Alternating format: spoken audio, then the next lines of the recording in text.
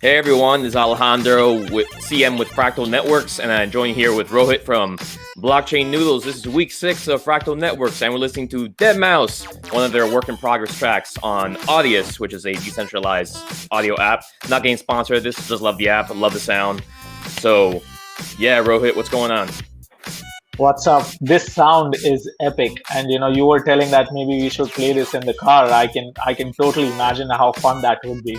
So I, yeah, I was I was driving around yesterday, jamming to this, and epic. deadmau5. This is one of their works in progress. It's just like, anyway, as Oh, much as I maybe want. that is in the Go ahead. bracket what they've written. That's just the name of the song. They are pretty witty when they write their names in the past also. So the work in progress is just the name of the song. That's true. Unlucky work in progress. Okay. Yeah. Maybe, you know. Interesting. Well, as much as I want to keep on listening to that song, we're going to actually have to stop it, and we're going to visit it back. Absolutely. All Welcome right. back, everybody. This is the sixth week of Fractal Fridays. And yeah, what do we have today on? Well, first of all, Rohit, I would be very amiss. It would be very wrong of me not to post anything about Doge. I just want to post the CoinDesk chart for everyone to see the craziness, the absolute ludicrous nature of what's going on with Doge. As you can see here, Absolutely. we're at 36 cents after being at 7 cents for like a few months. Before then, it was even Yeah. a penny. Now we're at 42 cents. Just this, it's up behind. It's up to almost 200% in 24 hours. I got people, friends of mine that are like no coiners that are investing in this, and not financial advice, but hey, watch out, guys. So on that same note, Dogecoin also has reached 41 billion $1 billion by market in cap, the and I'm going market to pull cap. it up right now in case people do not believe me. I mean, this is the absolute. It's number 8. It's at the number 8 spot, and I'm actually just going to pull up a link right now that's going to actually reflect more of that reality. So basically, Yeah, here, like you just said, people wouldn't have believed you maybe a few years ago if you would have said that Dogecoin would have reached $40 billion as a market cap. So yeah, I mean, here's the proof. Here's the proof right here. Like, I don't know how yeah, it's in the top 10. I just know that mhm, Mark Cuban.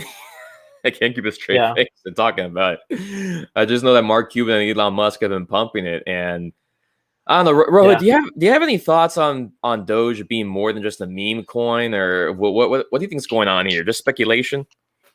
Yeah, I think it's the how it's a very interesting case study for behavioral analysis for for financial products. So it's what we are seeing right now is the belief in something is what gives it value. So what gives gold value? If we just see what gives value to your very expensive cars or the mobile. So this is the belief that we are seeing. There are many people who may not know what is the technology behind the Dogecoin or what is the use case of it. Obviously, people who are in the system since very long, they know that it's a meme coin. It was created for joke, and it's being carried forwarded now. But just for the fun of it, I think the positive thing that I take from this is that it encourages the no coiners in the community to go online and read more about it. They're converting some people to get on board in some way into the blockchain network. So that's the beauty of having a joke on the blockchain network. So that's very interesting to see. Right, and we discussed that part, but before the show, and I like your bullish sentiment. However, I did find from the one and only Charles Hoskinson, the founder of ADA or Cardano Coin, a more negative Mm, sentiment. And not that I'm being pessimistic, but I wanted to play a minute worth of this video just to give everyone an idea from the big man himself yeah. about what could possibly happen with Dogecoin. So I'm going to pull up the video right here on screen, and just give me 1 second. And he calls it Doge Bubble Edition. And we're going to listen in.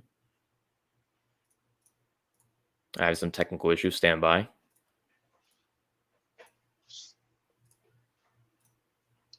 All right, here we go. So we're going to listen in and watch this video from this point. And I just want everyone to listen to it for a minute. Again, I'm not saying it's not investment advice, but I think it's very interesting what he says. We, for the most part, have never taken seriously. Recently, due to the efforts of Elon Musk principally, and market manipulation by clever whales, Doge has become stratospheric and has become a haven for new entrants into the cryptocurrency space. Let's be very clear. This is a bubble. The price of Doge is not sustainable. It's going to collapse, and a massive amount of retail money is going to be lost very quickly. My belief is that after that bubble bursts, it will be a catalyst for regulators and lawmakers to get involved in our industry and hurt the entire industry. It's not a good event. So basically, you know, I'm not saying that is what's going to happen, but I love the fact that yes, it is a way for people to get into the space because it only costs a few cents, and people can use Robinhood. Which, by the way, Robinhood owns your keys; you don't own your coins. Sorry, because people love to use Robinhood. I told them no, don't. But on the pessimistic side, it's, you know, people can lose a lot of capital. So I don't know. We'll see where it goes from here. Before we bring on our guest host, I wanted to cover one more story. I was mute actually. Yeah. So I was saying he's got a point. Yeah. And, Charles is one of those guys, you put him in any room and he's one of the smartest people, across the globe. So when he says, that he's speculating something like that, obviously he's right by saying it's, being manipulated by some very witty whales right now. And maybe he may be right when he says that this fall, when Doge will happen, the market makers and the people, who are running this financial markets, they might take this as an opportunity to block some of the technology that blockchain is trying to get on board. So, yeah, it's a double-edged sword. We'll see what happens. And I like I told my friends that have said they invested in Dogecoin. I said, hey, if you made money, great. But I'm just trying to you know warn what we can do. I've been trying to do this since last a few days, since Doge has been just rising across the board. So whenever somebody comes and asks me about should they invest in Dogecoin, I tell them that's a good question. Since you've started your conversation on the cryptocurrency, now let's talk what is the right currency to buy. So, let's talk about Ethereum and let me introduce you to Bitcoin. What is Doge? Let me introduce you to some other things which are more interesting. So, yeah. And speaking of which, because we're pressed on time, before being on our guest speaker, I actually wanted to bring up a chart that actually you found earlier, Rohit. It was basically about Bitcoin and the whale map. So could you go into a little bit on what we're seeing here in terms of Bitcoin's inflows and outflows? Yeah. If you can increase if you can widen the, yes. Sure. So what it's saying is actually, since Bitcoin came down from $64,000 to around $61,000, so people were worried that it is again going to crash a little bit. But this is the a screen. It's compressed the time, and it is showing that we are in an ascending triangle, and there's a very bullish sign that Bitcoin is going to sustain this level. It's not going to go below this. There are many analysis that are being shown right now that even at these price range, even at $60,000, there are hundreds and thousands of Bitcoin which are being moved into using Coinbase. Coinbase premium is also at one of the highest levels right now. So whenever there's another chart that I showed, so that is also an interesting thing to note at this moment when Bitcoin is slowly coming down. It's not going to come down, it's only going to go up. Exactly.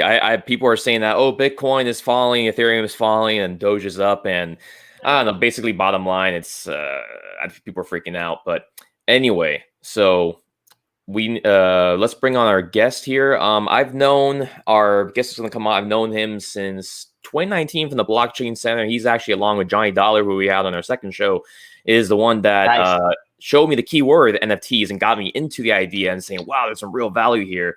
So without further ado, I'm going to now bring in Vesa. Welcome. Hi, Vesa.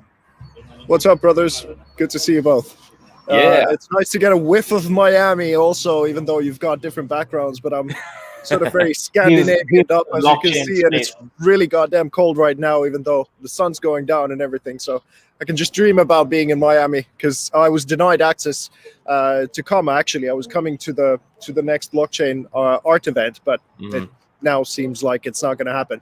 And if you don't mind, I got to say something about the Doge thing, because I was also listening to Charles earlier today and the big man and everything that you said, Rohit, and all that is true. But there's one thing that is missing, I think, which is a little bit of the world's value of fuck you, which is something that is very inherent in Bitcoin.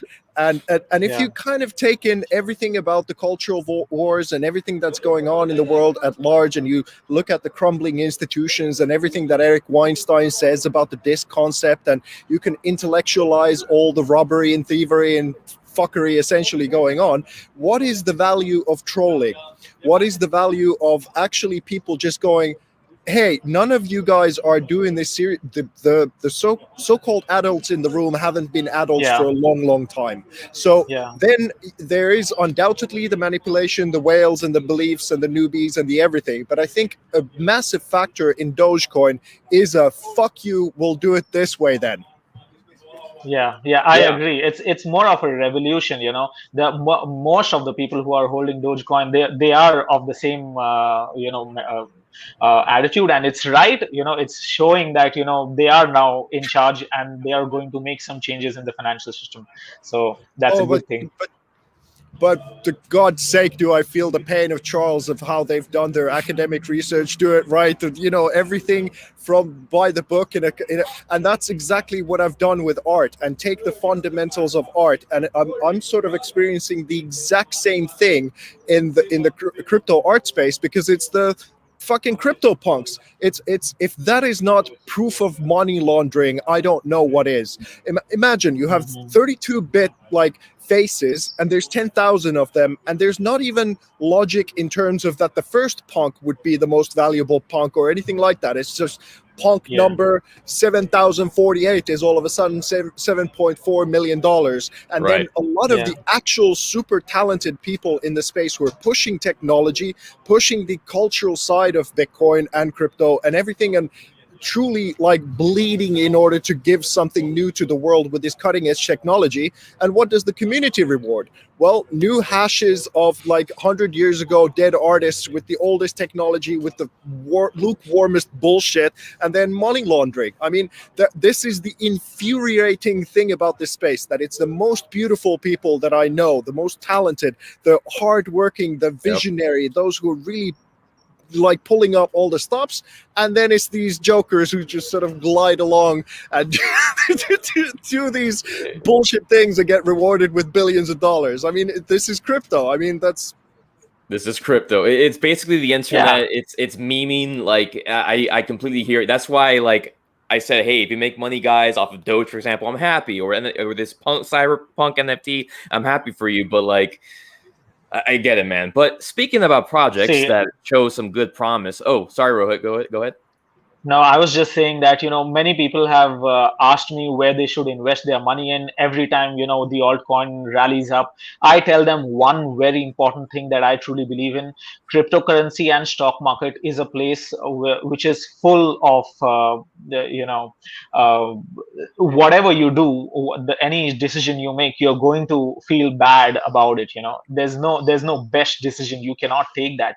But no matter where you are, in any coin that you buy or you do, there's always one opportunity which is lost. So, you know, you buy Ethereum, Doge goes up, maybe you buy Cardano and Polkadot goes up. So, you know, it's a land of missed opportunities. So, but we eventually, it's just pushing things up, and you know, it's going to take the whole market cap above and above. So it's just accumulating more people across the globe, and there's no way just up, you know, for the whole community. Of course. So, I mean, regarding how the ecosystem is growing now, one about the show, Vesa, talking about a project that I think has a lot of promise, especially since I'm a sucker for AR and VR. Can you tell us a little bit about the project you're working on, Super World Map, the one that's pulled up right now? Well, I was introduced to Krish who's the co-founder of Superworld via the Bitcoin Live guys, I believe that's how it went. And they were just starting out, and we had this super exciting conversation of what might be possible in a metaverse world like that, because theirs is a little bit different. It is our actual world that you can own in these 100 by 100 meter blocks, from the Burj Khalifa to the Met in New York, or even your childhood home. And there's a certain kind of logic as to how the ownership of the land can actually start to generate revenue for you. As in, like, if for example, one of the purchases that I made was the Miami Conference Center. So if Superworld gets adapted and people start to do commerce inside of the realm which you own, you will get a cut from all of the commercial activity happening within that realm, which I thought was a fascinating thing.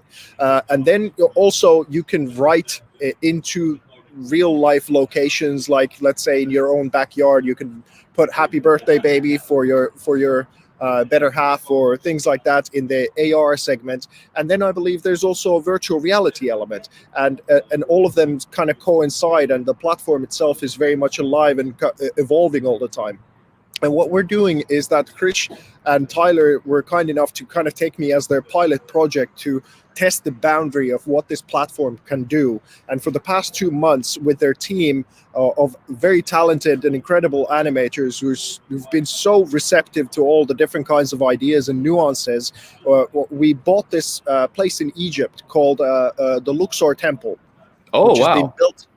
Yeah, it's been built into the image of man, and it's essentially that whole structure tells the story of how a young pharaoh is meant to live from birth to transcendence, essentially to the next life, and how the structure itself is sort of positioned according to the star map, and is a kind of like a way of holding, via a story, the whole society together. And it's such a beautiful thing. I was able to become friends with this guy called John Anthony West before he passed away, and we collaborated. He was a famous Egyptologist, and it's through his findings I was able to find all of this stuff. And it was such an inspiring thing, because we have no structures like that. We, in modern history, we haven't built anything even close to that kind of capacity of human thinking for the longest of time. So we're trying to take the bit of history and bit of the ruins and remake it anew, and actually make it into an art gallery that honors the space, and try and update what is possible in the metaverse,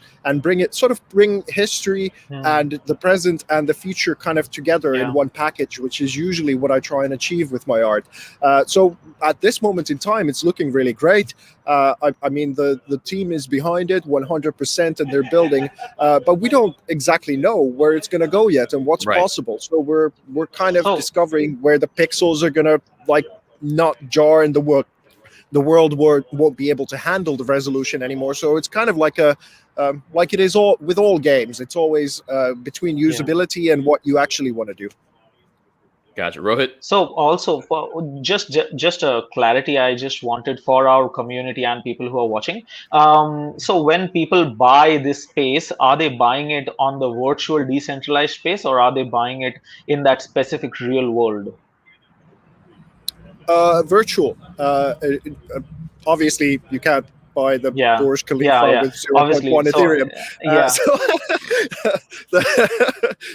That would be a little bit of a stretch. But the virtual space of it you can own. And if you do, like, if Burj Khalifa or some let's say in the Emirates, they would adapt it all of a sudden. And like I own, what was it, the other place? It was something in Abu Dhabi.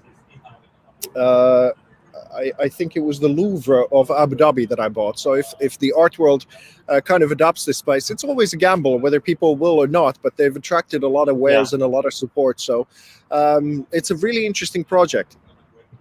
It'll be interesting to see, maybe some geographical locations can claim that spaces also. So the value of that space on the virtual land can be even more valuable then.